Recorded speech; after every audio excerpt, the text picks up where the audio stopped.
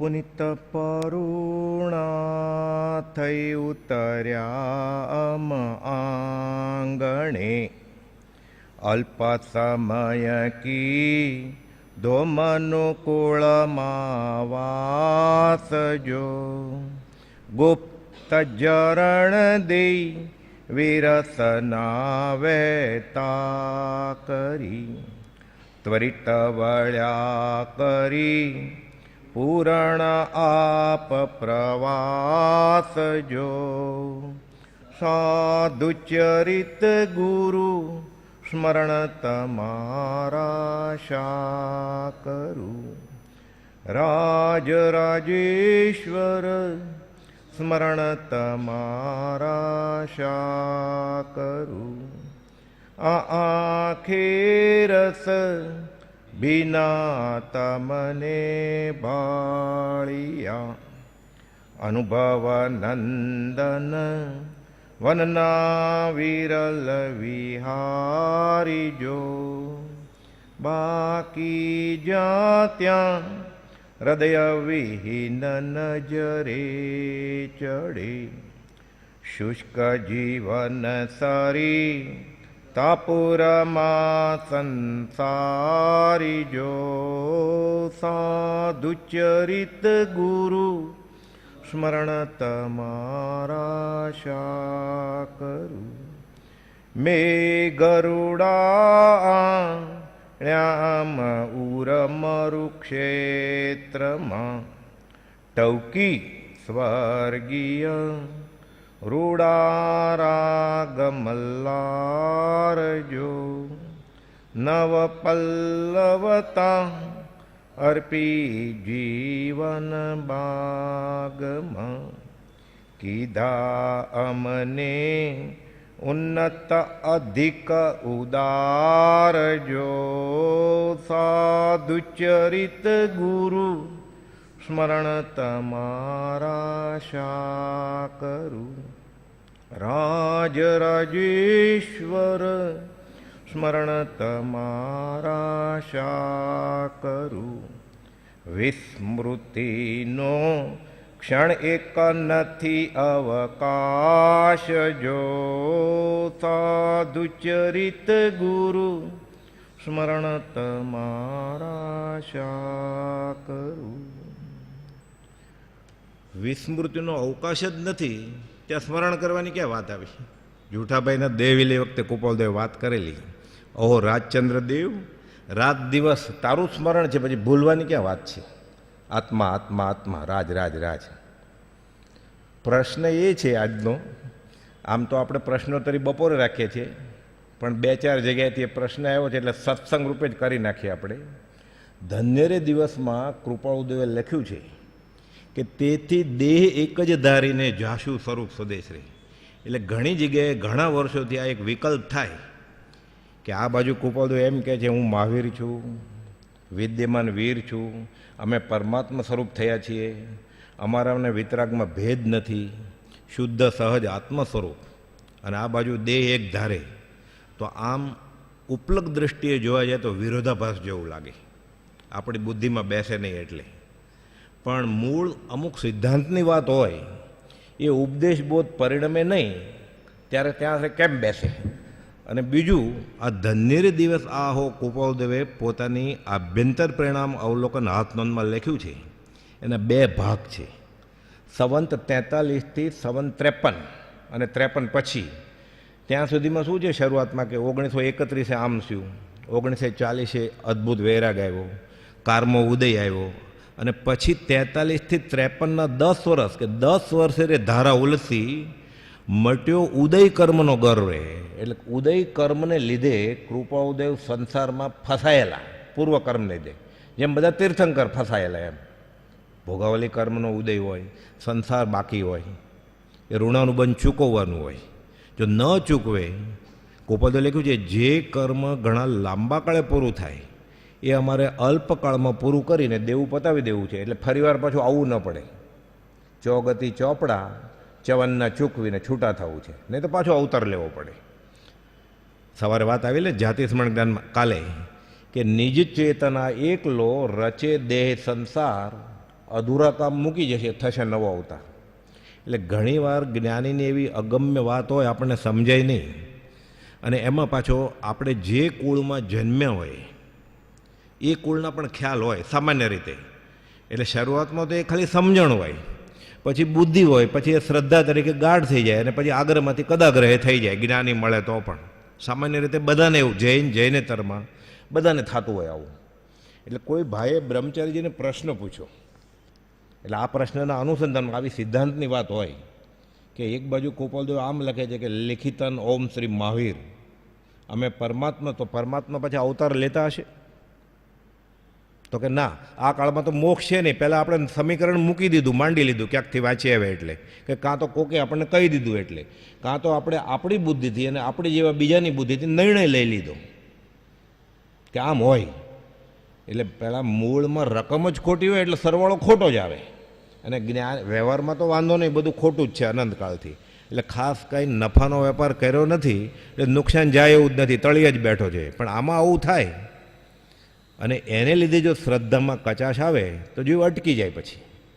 એટલે કોઈક ભાઈએ પ્રશ્ન પૂછ્યો એટલે બ્રહ્મચારીજી જવાબ આપે છે, તીર્થ શિરોમણી શ્રીમદ રાજચંદ્ર આસામ અગાસ્તી લિખિતન સત્પુરુષના ચરણ કમળની સેવાનો ઈચ્છક દાસાનું દાસ બાળ ગોવર્ધનના જય સદગુરુ વંદન સ્વીકારવા વિનંતી, તારીખ 17મી જૂન ઈસવીસન 1944 સંવત 2000નો પત્ર છે. એટલે આપણે આમાંય લાગુ પડે એવું છે. એટલે કહે છે કે તમને શંકા રહે છે ને આમ તેમ. રહે જ શંકા, જ્યાં સુધી સમ્યક દર્શન ન થાય ત્યાં સુધી શંકા તો રહેવાની જ ને. એટલે એ એકાંત એમ ગુનો સમજીને આપણે છુપાઈ નથી ફરવાનું કે ના મને શંકા નથી. એમ શંકા તો છે જ ને, શંકા નથી તો સમકી દીજીએ આપણે, તો નિર્ભય થઈ જાય. એટલે પહેલાં એ નક્કી કરી લેવાનું કે શંકા તો છે જ મને, શંકા નથી તો આ પ્રશ્ન ઊભો જ ન થાય. અને શંકા હોય જ ને, અનંતકાળથી છે તો એમ કેમ રાતોરાત મટી જાય.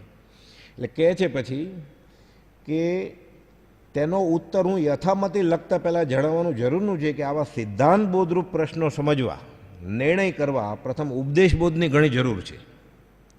5 ઇન્દ્રિયોના ઠેકાણા નથી, વિષય કશાયના ઠેકાણા નથી, અને જીવને અગુરુ લઘુ આત્માની વાત કરવી છે તો એ વાંચન શ્રવણ થાય, મનને ન થાય ને પ્રગમે તો નહીં જ. આ સિદ્ધાંત છે અધ્યાત્મનો. ગીતાના 16મા અધ્યાયમાં અર્જુન શ્રીકૃષ્ણને કહે છે કે આવી બુદ્ધિ અનંત શાખાવાળી હોય છે એટલે જીવ ગાંડો ગેલો થઈ જાય છે પછી. એટલે ખાલી શુષ્ક જ્ઞાનમાં રહ્યો તો આવું પરિણામ આવે છેલ્લે. એટલે કાં સંચય થાય કાં વિકલ્પ થાય. 693માં ગોપાલદેવ લખ્યું છે જ્ઞાન માર્ગ દુરારાધ્ય છે. ભક્તિ માર્ગ ઘણા પ્રકારથી મનન કરતા ગોપાલદેવ 201ને છેલ્લી લાઈનમાં લખે છે અમે આ નિશ્ચય ઉપર આવ્યા છે કે આ કાળમાં તો ભક્તિ જ, બધા કાળમાં જ ભક્તિ, આ કાળમાં તો ખાસ મોક્ષનો એ ધુરંધર માર્ગ મને લાગ્યો છે. ગોપાલદેવે લખ્યું 380માં. તો પણ હવે આપણી બુદ્ધિ જ્યાં સુધી સંતોષાય નહીં અને આપણે જ્ઞાનીની દશા ઓળખવાની પ્રયત્ન કરતા હોય અને શુભમાં રહીએ તો વાંધો જ નથી. પુણ્યનું કારણ છે, આપણે તો ઓળખવા છે. હું તમને ઓળખતો નથી, હું મને નથી ઓળખતો, તો મારે તો ઓળખાણ કરવી છે, તો વાંધો જ નથી કાંઈ. શાસ્ત્રના ગમે તેવા પ્રશ્નો આપણને ઊભા થાય અને જ્ઞાનીના વચનને આધારે આપણે કેડીએ ચાલતા જઈએ તો કાંઈ નિષેધ છે જ નહીં. આ સ્વાધ્યાય તપ છે. એટલે એ રીતે આ પ્રશ્ન કોઈ પૂછ્યો છે તો એ કંઈ એકાંતે નિષેધિત નથી. આ વાંચ્યું ને નથી સમજાતું તો બધું કેવી રીતે સમજે? જે ભવના સાધના અને યુગો પછી જ્ઞાનીને સમજણું એ આપણને 5-15 વર્ષમાં કેમ સમજાઈ જાય? એટલે લખે છે કે સિદ્ધાંત બોધના પ્રશ્નો સમજવા, નિર્ણય કરવા પ્રથમ ઉપદેશ બોધની ઘણી જરૂર છે. ઉપદેશ બોધ પરિણામ ન પામ્યો હોય એટલે જેને આ સંસાર અસાર અશરણરૂપ જન્મ મરણના દુઃખથી ભરેલો, તેમાં કાંઈ સુખ નથી એમ જાણી વહેલામાં વહેલી તકે તેથી મુક્ત થવાનું આવું જ કરવું છે, આવું ન થયું હોય તો એને સિદ્ધાંત બોધ પરિણામે નહીં. એટલે કાળ જાળ વૈરાગ્ય જોઈએ. પહેલાં તો ગોપાલદેવ કહેતા અમારા અંગમાં એવો વૈરાગ છે કે અમારી બાજુમાં કોક આવે એને દીક્ષા લેવાનું મન થઈ જાય. આકરો વૈરાગ એમ શબ્દ વાપર્યો છે કે અમારે આકરો વૈરાગ વર્તે છે. નહીં તો આવી દાજ ન જાગી હોય ત્યાં સુધી અરૂપી એવા આત્મા સંબંધી વાતો, આ બધી ગોપાલદેવની અગમ્ય દશા. આ તો પોતાના આ પત્ર ધન્ય દિવસ ગોપાલદેવ કોઈને લખ્યો નથી, પોતાના અંગત દશાના વિચારો જે ઉગ્યા એ ડાયરીમાં ટપકાઓ હતા, એ ડાયરીમાંથી આ મળ્યું છે. એ પેઢી ઉપર એક હતા. ગાંધીજી લખે છે કે ઘણીવાર 50,000-50,000નો ધંધો કર્યો હોય એ વેપાર, હજી હું વિચારમાં હોય કે આ મોટો ગ્રાહક ગયો એમ, તો કે રાયચંદભાઈ કવિ ડાયરીમાં ટપકાવતો હોય ક્યાંક આત્માની વાત. એટલે એમાંથી આ એક આ છે, આ ધન્ય દિવસ આ હો પોતાની દશાનું. એટલે કહે છે કે જ્યાં સુધી આવું ન થયું હોય, આત્મે જ આ ભાવમાં કરી લેવું છે એવી દાદ ન જાગી હોય, ત્યાં સુધી અરૂપી એવા આત્મા સંબંધી વાતો કરે કે સાંભળે, અથવા જ્ઞાનીના અંતર પરિણમનની નિશ્ચયની વાતો પકડે, તો અજાણી ભાષાનું ગીત સાંભળ્યા જેવું છે. એટલે એને અવાજ સંભળાય છે, કઈ ભાષાને શું છે, અજાણી ભાષાનું ગીત છે. એટલે મર્મ પકડાય નહીં કંઈ, અને મર્મ પકડાય નહીં તો સમજાવણ ઉપકરશો. એટલે કે અજાણી ભાષાનું ગીત સાંભળ્યા જેવું છે. કંઈક કર્ણપ્રિય લાગે, કાનને ગમે, પણ ભાવ સમજાય નહીં. એટલે મારે તમારે, એટલે બ્રહ્મચારીજી આ મુમુક્ષુ જિજ્ઞાસુને લખે છે કે મારે ને તમારે બંને વૈરાગ્ય ઉપશમની વૃદ્ધિની હાલ જરૂર છે. એટલે પહેલાં પાત્રતા કેળવો, બધું સમજાતું જશે, તોય પછી સમજાવે છે પાછા. મારે તમારે બંને વૈરાગ્ય ઉપશમની વૃદ્ધિની હાલ જરૂર છે, અને વૈરાગ્યાદિ કારણોથી વિચારની નિર્મલતા થતાં થતાં સહજમાં સમજી જવાશે બધું, એવી દશા પ્રાપ્ત થવાનો જ્ઞાનીએ નિર્ણય લીધો છે. ઉપદેશબોધ પરિણમશે, એટલે સહેજે સહેજે સિદ્ધાંતબોધ પરિણમશે. પછી પ્રભુશ્રીજીને ક્યાં વાંચતા લખતા ખાસ આવડતું હતું? આ ઉપદેશામૃત એ તો બ્રહ્મચર્યજીએ લખ્યું છે. પ્રભુશ્રી ખાલી બોલ્યા જ છે, અને બોલે એટલે આખું એક વાક્ય બોલ્યા જ નથી ક્યારે પ્રભુશ્રીજી. કરતા ક્રિયાપદના ઠેકાણા જ ન હોય. એટલે મગન પપ્પા દાખલો આપતા એ જમાનાનો કે પતરાળું હોય ને, પહેલાંના જમાનામાં પતરાળામાં જમતા, મોટા મોટા પાંદડા હોય, એની પતરાળી 3 પાંદડા 4 પાંદડા ભેગા કરીને એમાં થાળીમાં જમણવાર હોય. આ આંબલીના પાંદડાના પતરાળા કર્યા છે બ્રહ્મચારીજીએ. પ્રભુશ્રીજી બોલે એ આંબલીના આવડા પાન હોય 1 સેન્ટીમીટરના, એ ભેગા કરીને પતરાળું કર્યું છે, અને ઉપદેશામૃત લખાણું છે. પ્રભુશ્રી ઘણીવાર વ્યાખ્યાન આપે એટલે વાંચન 2-3 કલાક આપે, 20 દુઆ વિશે, અને ઘણીવાર 10 મિનિટમાં વયા જાય કે ચાલો ગાવા માંડો બધા અપૂર્વ અવસર. એટલે એવું નિયમિત રીતે કુપોલદો ના જ પડેલી મુનિ વ્યાખ્યાન કરવું નહીં, કરવું પડે તો સામેવાળાને સમજાવવાની કોશિશ કરજો, ન સમજે તો પછી આ ભાવથી કરજો. તો પછી એક ગોમટસરની વાત આવે, સમયસરની વાત આવે તો કે હા, મૂળાચારની વાત આવે તો કે આ અમને સમજાય છે કે આત્મા શાખ પૂરે છે કે કેમ, ઉપદેશબોધ પરિણમી ગયો હતો. જે વસ્તુ બ્રહ્મચારીજીને બધા આગમ વાંચીને નહોતું સમજાણું, એ પ્રભુશ્રીજીને એ વાંચે ગોમટસરને, પ્રભુશ્રીને સમજાય જાય, પછી પ્રભુશ્રી પાછા બ્રહ્મચારીજીને સમજાવે કે આનો અર્થ આમ થાય. હિન્દી ક્યાંથી આવડે? ગુજરાતી જ નહોતું આવડતું હતું. આમે બધા શ્લોક એવા અઘરા છે ગોમટસરના, એમાં વચનામૃત જેટલા 2 ભાગ થાય, જીવકાંડને બધા 648મો શ્લોક ને 7મો શ્લોક ને 700મો શ્લોક ને એવું બધું. એ કેમ સમજે યાર? ગુજરાતીમાં તો હતું જ નહીં, પાછું હિન્દીમાં એ તો કે મને આત્મા શાખ પૂરે છે. એટલે ત્યાં સુધી અજાણ્યા ભાષાનું ગીત સાંભળે એવું લાગે, કર્ણપ્રિય લાગે, ભાવ સમજે નહીં. એટલે મારે તમારે બંને વૈરાગ્ય ઉપશમની જરૂર છે, અને વૈરાગ્ય આદિ કારણોથી વિચારની નિર્મલતા થતાં સહજમાં સમજી જવાય. પછી આ ભાઈને હવે આશ્વાસન રૂપે લખે છે કે તમે પ્રશ્ન પૂછો, તમે આમાં સ્વાધ્યાય કરો છો એટલે સારું જ છે, રસ્તો તો સાચો જ છે, પણ માથે કોઈક હોય તો જલ્દી પહોંચે, આમાં કદાચ ફંટાઈ જાય જીવ. એટલે લખે છે હાલ તો આપની શંકા દૂર થાય કે ન થાય, હું તમને જવાબ લખું છું, તમને ન પણ સમજાય અથવા સમજાઈ જાય, પણ ચિત્ત સમાધાન થવા અર્થે બુદ્ધિને સંતોષ થવા માટે સંભવ છે કે તમને તમારી બુદ્ધિને એમ થશે કે હા મેં અર્થ કર્યો આનો, એટલે હાશ કરો થોડોક થશે, સમજાશે ત્યારે તો સમ્યક દર્શન થશે. એટલે કૃપાળુને કોઈક ઓળખે એ સમકીતી હોય તો જ ને. પ્રભુજી કહેતા તને ખબર પડી ગઈ આ જ્ઞાની છે, અમે બતાવીએ જ કે અમારા ગુરુ એ તમારા ગુરુ, આ જ્ઞાની આ જ્ઞાની. પછી એ તો કહેતા કોઈક વડવાવાળા પોપટલાલ મોહકચંદને ગુરુ માને, જ્ઞાની માને, કોઈક નારના રણછોડભાઈને ગુરુ માને, કોઈક સૌભાગ ચુનીલાલને ગુરુ માને, બધા ત્યારે હતા ત્યાં, કોઈક અમને ગુરુ માને. પછી પ્રભુશ્રીજી કહેતા તું જ્ઞાની થઈ ગયો છો, તને કેમ ખબર પડી આ જ્ઞાની છે? પોતાને પ્રારંભિક ભૂમિકાનું જ્ઞાન થાય પરોક્ષે, ત્યારે પ્રત્યેક જ્ઞાનીને ઓળખે ને. આપણા મુમુક્ષતા છે, મુમુક્ષુના નેત્રો મહાત્માને ઓળખે, સત્પુરુષને ઓળખે. મુમુક્ષતા તો મોહ શક્તિ મૂંઝાય. આપણે ક્યાં મોહથી મૂંઝાય છીએ? આપણે આપણી જાતને પૂછીએ રાત્રે સૂતી વખતે ક્ષમાપના બોલીને, ક્યાં મોહથી? આપણે પૈસા મળે, લક્ષ્મી, અધિકાર મળે, સત્તા મળે, કુટુંબ પરિવાર, આપણે રાજી થાય કે દુઃખ થાય? આપણને હેડ ઓફ ધ ડિપાર્ટમેન્ટ બને આસિસ્ટન્ટ હેડમાંથી તો આપણે દુઃખ થાય. 1 લાખને બદલે 1.5 લાખ મળે આપણને તો આપણે દુઃખ થાય કે ક્યાં પૈસા આવ્યા, કપાળ કૂટીએ આપણે. આ તો કુપોલદેવ 16મે વર્ષે સિદ્ધાંત લખ્યો છે કે લક્ષ્મી, અધિકાર, કુટુંબ, પરિવાર વધે તો તારો નર દે તું હારી જવાનો છો. આપણને આ પરિણમ્યું છે. હજી આપણે બુદ્ધિમાં ન ઉતરે. એમ આપણે એમ થાય ને પૈસા જાજા હોય તો ભક્તિ શાંતિથી થાય. મેં મગન બાપાનો સવાલ કરેલો 1996માં કે પૈસા હોય તો શાંતિથી ભક્તિ ભજન થાય. એવું ક્યારે ન થાય મને કે જેમ જેમ પૈસા વધે એમ એમ તું ભક્તિથી દૂર થતો જશે. જેમ જેમ સત્તા વધશે એમ એમ તું ભક્તિથી દૂર થતો જશે. એટલે એ બફમને કાઢી નાખજો. તમારે કમાવું હોય તો કમાવો કે અહીંયા નહીં આવતા. પણ પૈસા વધે કે અધિકાર વધે એટલે પછી શાંતિથી ભક્તિ થશે. પછી એ તો કહેતા કે અંબાણીને આપણે 20 દુઆ ગાવા આવી શકે અત્યારે? આપણે શાંતિથી ગયા છે હે પ્રભુ કે એને ગાવા છે, એને મોક્ષે જવું છે. એ કેવી રીતે આવે? એ આખી ટ્રક ભરીને સોખડી મોકલે દાનમાં, વેક્સિન મોકલે કોરોનાની. એ 20 દુઆ કેવી રીતે ગાય કે એને ક્ષમાપના બોલવી છે કેવી રીતે ગાય? એટલે એ હજી આપણને આ જ પરિણામ્યું નથી તો જ્ઞાનીને કેવી રીતે ઓળખાય આપણાથી? પણ બુદ્ધિથી એટલું મનાય તો અધ્યાત્મમાં આગળ વધાય જ, ભક્તિથી આગળ વધાય જ. આ જ રસ્તો છે આપણા માટે તો. પણ તોય હવે પ્રશ્ન ઊભો થયો છે એટલે આપણે આપણી બુદ્ધિથી શુભમાં રહે અને કુપોલદેવને ઓળખવાની કોશિશ કરીએ. એટલે કહે છે કે તમારી શંકા દૂર થાય કે ન થાય, ચિત્ત સમાધાન થવા તે ઘણું ટૂંકાણમાં લખું છું. એ ઉપર વિચાર કરવાથી તમારી બુદ્ધિને જરૂર સંતોષ થવા સંભવ છે. બુદ્ધિ તો એમ થાય હાશ થોડું તો થયું. કુપોલદેવ એમ કહે છે તેથી દેહ એક જ ધારીને જાશું સ્વરૂપ સ્વદેશ રહે. પણ આ કાળમાં મોક્ષ તો છે નહીં. તો પછી એટલે હજી એકવાર જન્મ છે. ક્યાં? જૈનને પૂછે કોઈ કુપોલદેવ એટલે તરત જ મહાવિદય કહે. પણ ઓલો હું જૈન છું જ નહીં, અમારા મહાવિદય છે જ નહીં, તો ક્યાં મોકલશે? અમે લુહાર છીએ, અમારામાં મહાવિદય નથી કાંઈ, તો અમને મોક્ષ મળે કે નહીં? અમે સંઘની પંચેન્દ્રિય જીવ છીએ, અમે પાપ પુણ્યમાં માનીએ છીએ, અમારે કર્મ ખપાવવા છે, અમને લોગસ નથી આવડતો, તો મોક્ષ મળે કે ન મળે? અમે ભણ્યા નથી. ગાંધીજીને પ્રશ્ન ઊભો થયો ને અભણને મોક્ષ થાય? ગાંધીજી ભણેલા બહુ.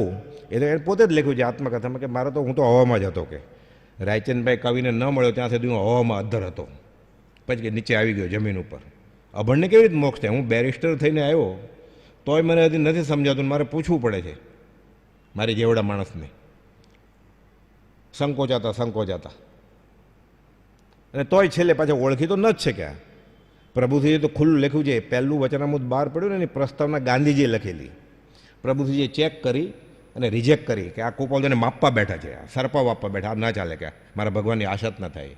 એ આખી પ્રસ્તાવના મારા આગળ છે, લીધી જ નહીં, પછી છપાણી જ નથી. એટલે કુપોલદેવને ઓળખવા સહેલા છે. પરમ કુપોલદેવના દીકરી જવલબેન અગાસ આશ્રમમાં જાય છે, સત્સંગ ચાલુ છે. બ્રહ્મચારીજીને ચાલુ સભામાં પૂછે છે મારા પિતાજીને દેહ છોડ્યા 50 વર્ષ થયા, હવે એને પ્રકાશમાં કોણ લાવશે? જવલબેન પૂછે છે. આપણે બપોરે જવલબેનની વાત કરતા હતા ને, બ્રહ્મચારી જવાબ આપે છે કે કૃપાળુદેવને જે પરમાત્મા તરીકે ઓળખે એને પ્રકાશમાં લાવશે, બાકી બધા ઢાંકવાવાળા સમજવા, એમ જવલબેનને કીધું. જવલબેન હાથ જોડીને ઊભા રહે કે બરોબર છે. એના બાપુજી હતા, બ્રહ્મચારીજીને ભગવાન હતા, રવજીભાઈના દીકરા હતા, સૌભાગભાઈના ભગવાન હતા. એટલે સૌભાગભાઈ પત્ર લખે એટલે લખે પરમાત્મા દેવ શ્રી રાયચંદ્રભાઈ રવજીભાઈની પેઢી, મુંબઈ બંદર. પ્રભુજીના પત્રો છે 44 પત્રો છે તત્કાલ મોક્ષમાં. મુનિ પ્રત્યે છે એમાં 4-5 પત્રો છે ખાલી. એમાં પ્રભુજીના પત્રો લાંબા વિશેષણ લખે, લોગસની ગાથા લખે, તિનાણમ તારિયાણમ જીનાણમ જારેણમ બુદ્ધાણમ બોયગાણમ, તીખું તો લખે.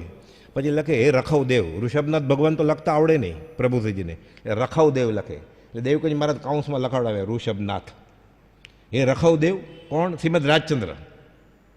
એ મહાવીર તો એ જ ઋષભનાથ છે ને, એ જ અનંતનાથ છે, એ જ ચંદ્રપ્રભ સ્વામી છે, એ જ સિમંદર સ્વામી છે. એ રખવદેવ. પછી નીચે લોકો શું લખે? હું તમારા દર્શનની અભિલાષી દુષ્ટ દાસી લલ્લુના પ્રણામ સ્વીકારજો. બીજું કંઈ વાત જ નથી લખી.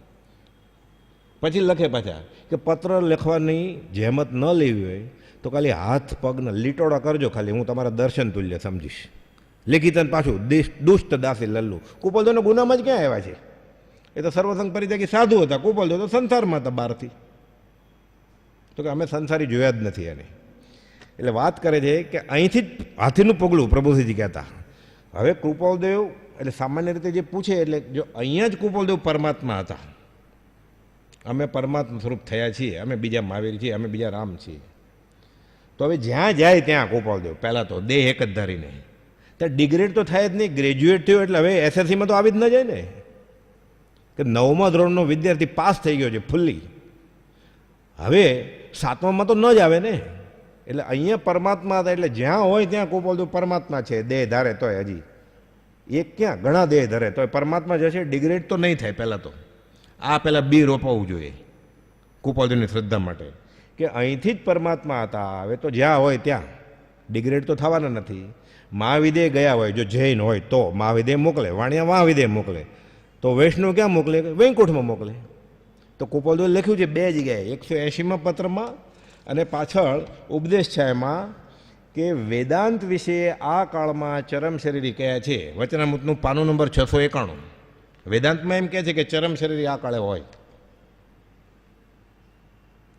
અને વેદાંતાદિક તો આ કાળમાં સર્વથી કર્મથી મૂકવા માટે જણાવે છે. તો વેદાંત સાચું છે કે ખોટું છે નક્કી કોણ કરે? તમે કે હું? આપણી બુદ્ધિ શંકરાચાર્ય જેટલી છે? ઉપનિષદમાં જે લખ્યું છે આપણે એના અર્થ કરી શકીએ એટલી બુદ્ધિ છે? આપણે કોકનું તો માનવું જ પડશે ને. એટલે આપણે કોનું માનશું? જે કુળમાં આપણે જન્મ્યા હોય એને કોઈક ગુરુજી મળી જાય એનું, કાં તો આપણી રુચિને વાત અનુકૂળ પ્રમાણે કરતા હોય એનું માની લઈએ આપણે. એમ જ થયું ને.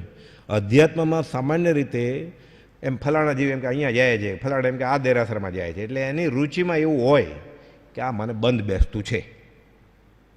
અને કુપોલદેવે લખ્યું છે જે કુળમાં એ જન્મે એ કુળનો જે ધર્મ છે એનો ધર્મ, અને એ કુળના જે ગુરુ છે એના ગુરુજી.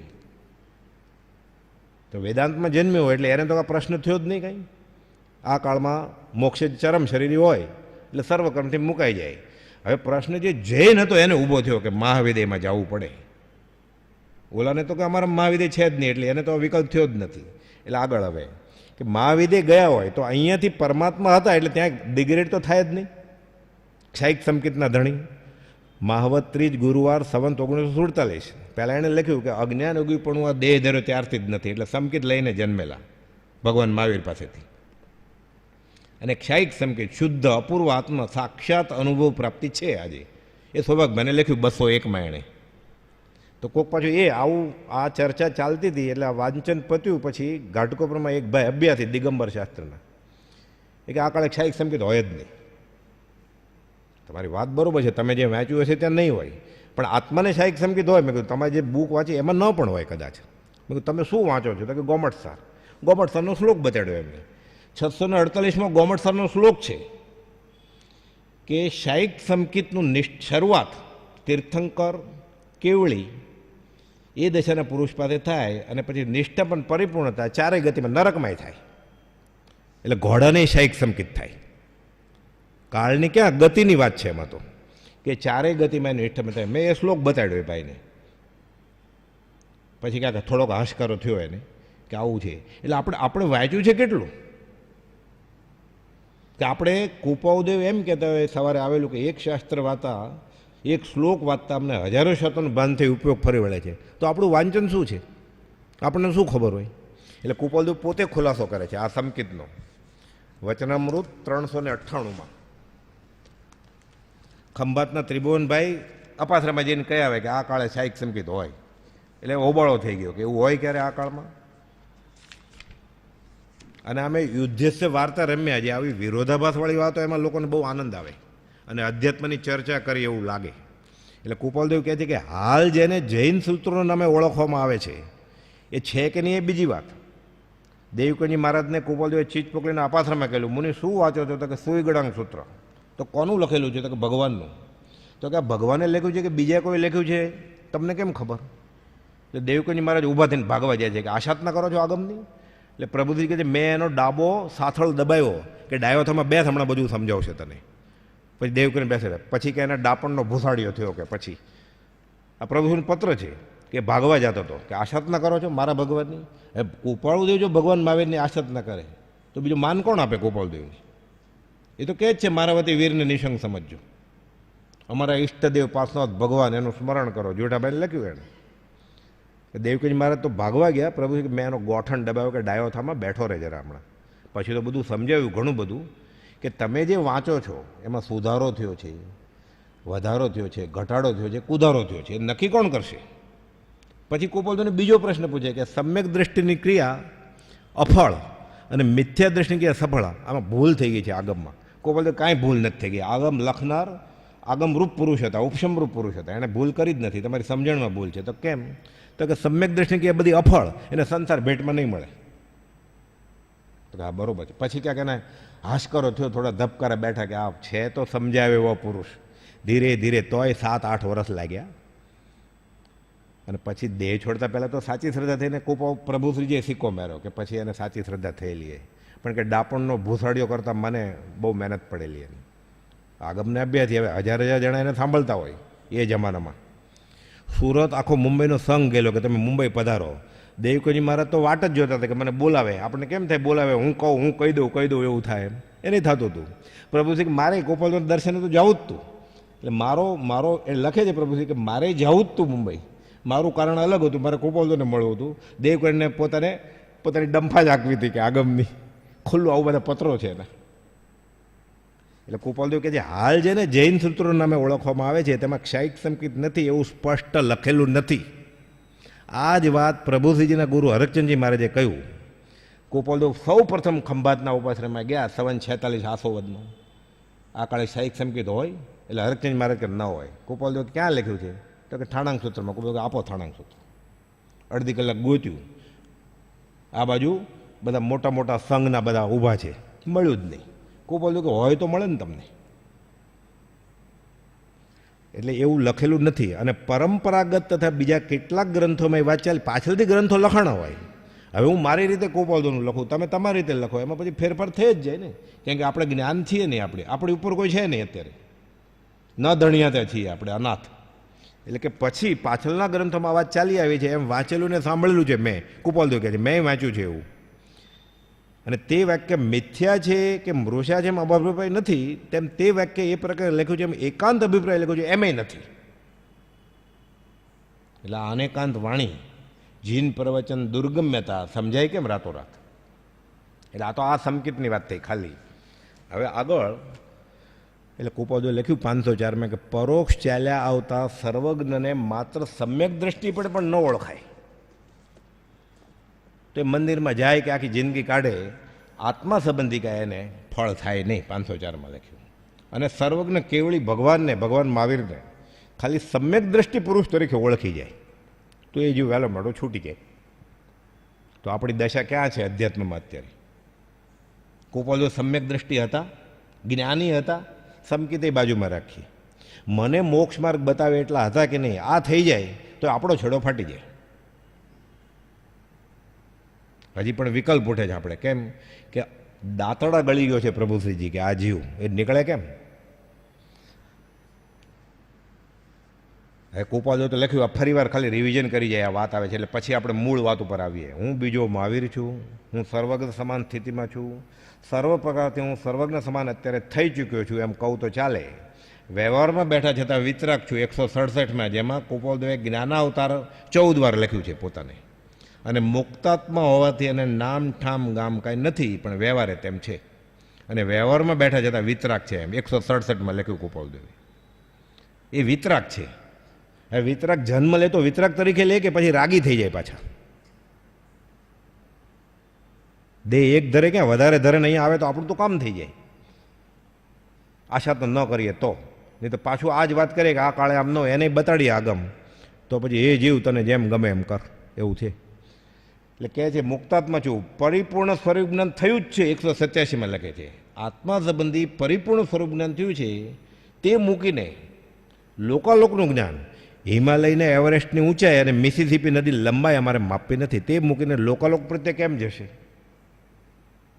આજે જૈનના અપાશ્રમમાં જઈને આપણે પૂછીએ કેવળ જ્ઞાન એટલે શું કે હાથમાં પડેલા આમળાની જેમ 14 રાત લોક દેખાય. આત્મા દેખાય કે નહીં એ વાત વિસારે પડી ગઈ છે. એટલે ગોપાલદેવે વ્યાખ્યા બદલાવી 113મી આત્મસિદ્ધિની. કેવળની સ્વભાવનું અખંડ વર્તે જ્ઞાન કહીએ કેવળ જ્ઞાન તે. તો લોકાલોકનું જ્ઞાન જાણવાની જેને ઈચ્છા હોય એને કેવળ જ્ઞાન થાય જ નહીં ક્યારે. એ પાછું શાસ્ત્રમાં લખેલું છે. થઈ જાય એ બીજી વાત છે, આરસી છે, બધું દેખાય. એને ના નથી. અને પછી તો કુપાવદેવે 10-12 પત્રો એવા લખ્યા છે. ગોસળિયા બધું પૂછે, સૌભાગભાઈ લખે એટલે કે કેવળ જ્ઞાનની વ્યાખ્યા શું છે. પછી કુપાવદેવે સ્પષ્ટ ખુલાસો કર્યો છે ઘણા બધા પત્રોમાં, ડુંગરસિંહ ગોસળિયાને આપણે માટે, કે સામાન્ય જીવને એવો અહોભાવ થાય કે અહીંયા બેઠા બેઠા અમેરિકામાં શું બની રહ્યું છે ખબર પડે, આ આટલું બધું જ્ઞાન, અહોભાવ થાય. એટલા લોકાલોકનું જ્ઞાન સાથે મૂક્યું છે. મુખ્ય વાત તો આત્માની છે. કેવળ નિજ સ્વભાવનું અખંડ વર્તે જ્ઞાન. એટલે વેદાંતમાં બેફાટ આત્મા અનુભવ્યો હોય એને કેવળ જ્ઞાન કહેવાય છે. એટલે કુપાવદેવે 708મા પત્રમાં લખ્યું છે, વેદાંતની રીતે વ્યવહારિક રીતે જોતો હોય અમે કેવળ જ્ઞાની છીએ. પણ જૈનનું, કુપાવદેવને કે જૈન સંપ્રદાય સાથે ઝઘડો કરવો નથી. કંઈ આગળ, અમૃતની સચોરી નારિયેળી, અમારા મને વિતરકમાં ભેદ ગણશો નહીં, અમારા મને મહાવીરદેવમાં ભેદ ગણશો નહીં, અમારી દશા પાર્થનાથ યોગી જેવી છે. એક જગ્યાએ ભૂલથી નથી લખાઈ ગયું, વિના દીવાનાપણે ઠેર ઠેર લખ્યું છે કુપાવદેવે. હવે મુખ્ય વાત દેહ ધરવાની. આપણે આ વાત મળી ગઈ આપણને. ખરેખર ચાલો હજી શરીર જ આપણે જેને દેહ કહે છે એ વાત કરશું. આપણે દેહ જ ધરવાના છે, હાથ પગ વાળો દેહ છે એવો ધરવાના છે. હવે ચંચળબેનને કહે છે વૈશાખ સુદ 6 સંવત 1956માં કે ચંચળબેન, અમે હવે બીજો ભાવ કરવાના નથી. દેહ ધરવાના ભલે બાકી રાખીએ, બાજુમાં રાખીએ, બીજો ભાવ નથી ધરવો એને. આ કુપાવદેવે લખેલું છે. અને વૈશાખ સુદ 6 સંવત 56 લખાયેલું. પોપટલાલ મોહકચંદ અને પુંજાલાલ જે ગાંધીજીને બહુ માનતા હતા એ બી સાથે હતા. અને એના પરિપત્રમાં હસ્તલિખિત પત્ર છે. અને અગાસ આશ્રમને 100 વર્ષ પૂરા થયા, અરે કુપાવદેવને, ત્યારે જે શતાબ્દી ગ્રંથ પડેલો એમાં આર્ટિકલ છે. સોમચંદ માસુખરામ એના ભાઈ અને સૌભાગચંદ્ર અગાસના બંને સંયુક્ત પ્રમુખ પદે હતા. અને આ અંક 12 પડેલો છે. એમાં આ પત્ર છે આખો, કે ચંચળબેનને આ દિવસે આમ કહેલું કુપાવદેવે. આગળ, મનસુખ નાનો ભાઈ, હું બીજી માને રોવડાવવાનો નથી. ચૈત્રવદ ચોથ સંવત 1957 નર્મદા મેન્શનમાં કીધું કુપાવદેવે. એને સાક્ષી કોણ? આપણે ક્યાંક સાક્ષી નોટરાઇઝ કરીએ ને કોપી, મોરબીના મેજિસ્ટ્રેટ ધારસીભાઈ સાક્ષી, અને બીજા વકીલે હતા પાછા નાના વકીલ નવલચંદ ડોસા, એ આગમના અભ્યાસી, અને ધારસીભાઈ તો આગમના અભ્યાસી આપણને બધાને ખબર જ છે. એ લોકોએ પત્ર લખ્યો બંને કે નાના ભાઈને કુપાવદેવ કહે છે, મનસુખ, હું હવે બીજી માને રોવડાવવાનો નથી. આ પત્ર લખી અંબાલાલભાઈને મોકલ્યો. એ સત્સંગ સંજીવની બીજી આવૃત્તિમાં 28 પાના ઉપર આખો પત્ર છે, ધારસીભાઈએ લખેલો પત્ર. એટલે મેજિસ્ટ્રેટે નોટરાઇઝ નથી કર્યો, મેજિસ્ટ્રેટ પોતે જ લખ્યો છે એ પત્ર, ધારસીભાઈ કુશલચંદ સંઘવી, કે સાહેબજીએ નાના ભાઈને કહે છે હું બીજી માને નહીં રોવડાવું. હવે એમ બીજી માને નહીં રોવડાવું એટલે આની પાછી શાસ્ત્રમાં થોડી વાત છે. દેવકી 6 સંતાન, બધા ઘર બદલાઈ જાય ને બધું 63 હેમચંદ્ર મહારાજે ઘણી લાંબી વાત કરી છે નેમિનાથ ભગવાનના ચરિત્રમાં.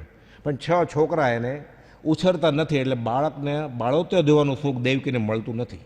7મા શ્રીકૃષ્ણ, એ તો નંદને ઘરે ઉછર્યા, એટલે જશોદા માતાના પુત્ર એ જન્મ્યાને ટોપલામાં લઈ ગયા નંદને, પાણીમાં, પૂરમાં, નદીમાં ને એવું બધું.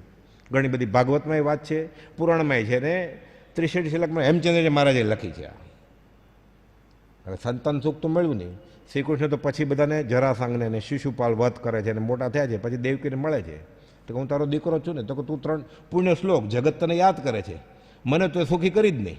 તો કે હું તારો દીકરો જ છું, તો કે મને ક્યાં તને રમાડવાનું સુખ મળ્યું છે, યશોદાને મળ્યું છે, મને અપાવ. તો કે તારા નસીબમાં ન હોય તો હું કેવી રીતે અપાવું? શ્રીકૃષ્ણ કહે છે કે તારા નસીબમાં ન હોય તો હું ન અપાવું, કે ફેરફાર કરે જ નહીં. એ ભગવાનને વિતરાગને ભજવાળ ભલે માગે, વિતરાગ ક્યારે કહ્યું જ નથી હું તમારું ફેરફાર કરી દઉં વ્યવહાર. ભવરોગ ટાળી દે, કોરોના ન મટાડે ઋષભનાથ ભગવાન,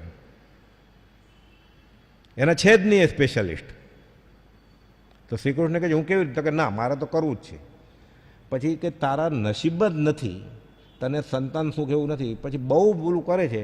પછી લાંબી વાર્તા લખી છે કે કોઈ દેવને સાધનાથી પ્રસન્ન કરે છે એ શરત સાથે કે આને સુખ તો છે નહીં, પણ આટલી ઉદીર્ણા કરે છે એનો દંડ મોટો ભોગવવો પડશે, અને સાથે એ બી 10-12 વર્ષથી વધારે સુખ મળશે નહીં, પણ બાળત્ય ધોવા મળશે. છેલ્લે તો છોકરો ઉછેર્યો એટલે બાળત્ય જ ધોવાના જ ને.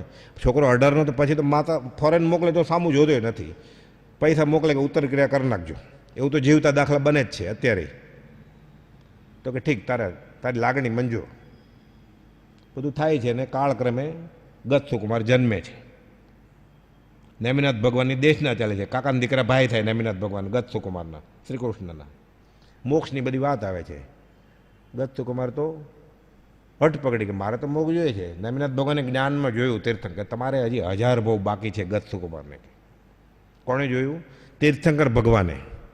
તીર્થંકરની વાણી અફર તો હોય જ નહીં, અફળે ન હોય ને અફરે ન હોય. કે 1000 બહુ બાકી છે, તો કે 1000 બહુ નથી ખમવું મારે. તો કે કરેલા કર્મ તીર્થંકરને ભોગવવા પડે, પોતે જાન લઈને ગયેલા, પછી છેલ્લે છોડ્યું, રોવડાવ્યા રાજ્યમતીને, અને બદલામાં પહેલાં મોક્ષ મોકલી દીધા. કે કરેલા કર્મ તો ભોગવવા જ પડે, આ અખંડ સિદ્ધાંત છે. તો કે ના, તમે કહો એ હું કર્મ ભોગવવા માટે તૈયાર છું. તો કે હમણાં દીક્ષા લઈને સ્મશાનમાં ઊભો રહે તો આ થાય. તીર્થંકરવાણી બદલી જાય પુરુષાર્થથી. જો ઈચ્છો પરમાર્થ તો કરો સત્ય પુરુષાર્થ. ભવસ્થિતિ 1000 ભવ પછી મોક્ષ થશે, ગથ્થો કે નહીં, હમણાં જ જોઈએ. તો નેમિનાથ ભગવાનની વાણી બદલી ગઈ. 1000માંથી 1 ભવ કે હમણાં દીક્ષા લેતો, એમ દીક્ષા તો કે આપો દીક્ષા, તો કે એમ હોય, ઘરમાં પૂછવું પડે ને, જૈનમાં નિયમ છે. દેવકીએ સાંભળતા હતા, તે દોડતા દોડતા ઘરે જાય છે. દેવકી રડવા જ મળેલા આગળથી જ. શ્રી કૃષ્ણ તો નટકટ કર્યો, જે વેદાંતમાં વાત આવે છે, એટલે વૈષ્ણવમાં વાત આવે છે, મેં આગળથી બોલી કરેલી કે તમે, અને આ ભગવાનની વાણી છે. તમે મને વચન આપેલું કે 10-12 વર્ષ પછી આ છોકરો હું છોડી દઈશ, મારો નહીં ગણું. એટલે આમાં કંઈ ચાલે એવું? દેવકી મને ખબર હતી કે મેં આ કરેલું છે, માંડ માનેલો શ્રી કૃષ્ણ કનૈયો, મને હેરાન કરશે કે હવે આપવો તો પડશે. કહે છે બેટા મને રોવડાવી, બીજી માને રોવડાવતો નહીં. અહીંયા ગોપાલદેવ કહે છે મનસુખ, હું બીજી માને રોવડાવવા નથી. ગેસમાં છે, ઊભા રહીને મોક્ષ થઈ ગયો. આ તારીખવાર સ્થળ સાથે બનેલી નોટરી મેજિસ્ટ્રેટે લખેલી વાત છે. આગળ આ આપણી આગળ નથી, અને દેહ એક જ ધરીને આપણે ગોખાઈ ગયું છે મંત્રની જેમ. એનો જવાબ છે પાછો જૈન આગમની રીતે. આપણે આગળ અંબાલાલભાઈ લાલચંદ ખંભાતના અને ત્રિભુવનભાઈ, અમે બીજીમાં કરવાના નથી, વઢવાણ મૂકે મેં સંવંત 1956માં. દેહ છોડવા માટે ગોપાલદેવ વઢવાણથી પછી રાજકોટ નહીં આવે છે. અંબાલાલભાઈને કહે છે ઘરે જાઓ. અંબાલાલભાઈને એટલો ત્યાગ વૈરાગ હતો કે અંબાલાલભાઈના સાસુ સાસરા ગોપાલદેવને ફરિયાદ કરવા આવ્યા વઢવાણ, કે આ કાંઈ અમારી દીકરીનું ધ્યાન જ નથી રાખતા ને આમને તેમને બધું. એ પછી ગોપાલદેવ કહે છે કે આ સામેવાળાને વિક્ષેપનું કારણ થાય છે, અને જેમ ગૌતમ ગંડનને ભગવાન મહાવીરે મોકલી દીધા, 1 મહિનો સેવામાં હતા વઢવાણ અંબાલાલભાઈ, કે તમે ઘરે જાઓ. એટલે થેલી લઈને તરત જ અંબાલાલભાઈ ઘરે આવતા રહ્યા. ગોપાલદેવ વઢવાણથી અહીંયા આવ્યા રાજકોટ, દેહ છોડી દીધો.